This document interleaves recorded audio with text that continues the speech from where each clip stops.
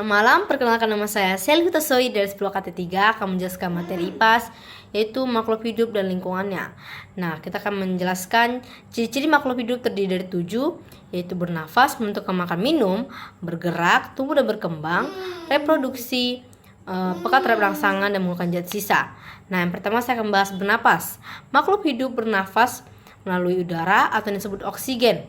Seperti manusia dan hewan, mereka bernafas melalui paru-paru, insan, dan kulit.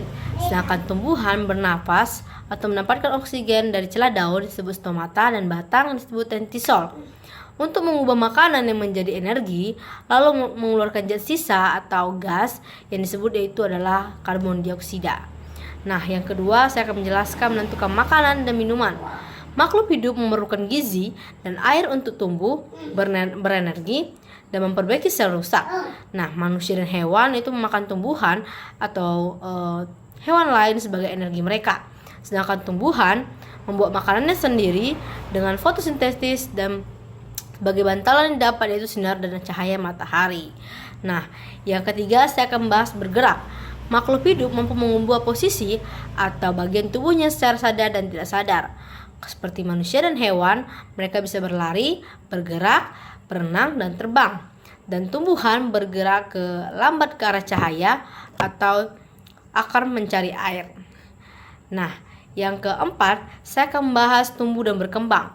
Tumbuh atau pertumbuhan fisik yang dilihat seperti bertambah tinggi, besar, dan berat, tapi tidak bisa kembali seperti semula. Sedangkan berkembang yaitu perubahan fungsi tubuh menuju kedewasaan, misalnya seperti mulai bisa memproduksi. Nah, yang keenam saya akan membahas yaitu bereproduksi. Generatif dan vegetatif memiliki yaitu adalah dua jenisnya.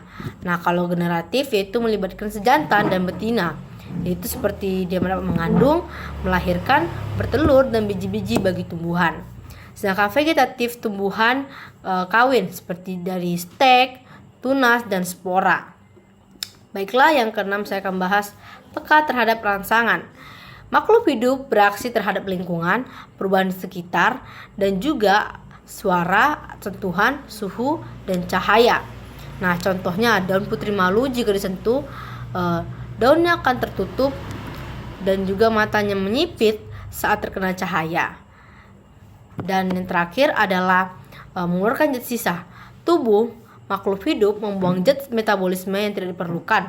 Contohnya manusia keringat, dan kalau hewan keluar air kerdil, sedangkan tumbuhan mengeluarkan air kerdil, sedangkan hewan dan manusia mengeluarkan air seni. Sekian dari presentasi saya yang tentang penjelasan materi tersebut. Mohon maaf bila ada kesalahan. Semoga saya akan dapat memperbaikinya ke depannya. Sekian dari saya, Selvi Tosoi dari AKT10. Terima kasih.